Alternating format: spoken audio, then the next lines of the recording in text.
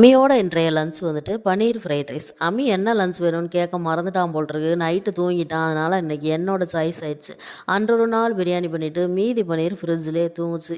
எந்திரி fried rice பண்ணணும், late ஆயிடுச்சு அப்படின்னு சொல்லிட்டு அதையும் தட்டி எழுப்பிட்டு பன்னீர்லாம் ஃப்ரை பண்ணிவிட்டு பாஸ்மதி ரைஸையும் வடிச்சிட்டு அதுக்கப்புறமா எனக்கு நான் ஒரே டவுட்டு, ஃப்ரைட் ரைஸ் பண்ணி ரொம்ப நாள் ஆச்சே, எப்படி பண்ணணும், அடாடா மறந்துடுச்சு அப்படின்ட்டு.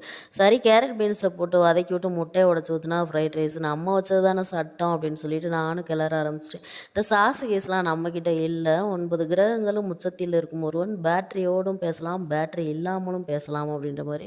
சாஸ் இருந்தாலும் ஃப்ரைட் ரைஸ் பண்ணுவேன், சாஸ் இல்லாமலும் நான் ஃப்ரைட் ரைஸ் பண்ணுவேன். நான் நான் பண்ணுறது தான் ஃப்ரைட் ரைஸ் அப்படின்ட்டு உருளைக்கிழங்கு வறுவல் வந்துட்டு சைடிஷ்க்கு வச்சுட்டு இந்த கவுனி உருண்டை வந்துட்டு ஸ்நாக்ஸ்க்கு வச்சுட்டு அம்மிக்கும் சாப்பிட கொடுத்துட்டு அம்மியை கிளப்பி கூட்டிகிட்டு போனால் முருகனனை போட்டு வம்புன்னு வம்புழுத்து ஒரு பலூனை வாங்கி ஊதிட்டு இருக்கும் போதே வேன் வந்துருச்சு. போயிட்டு வா தங்கமேன்னு அனுப்பிவிட்டேன்.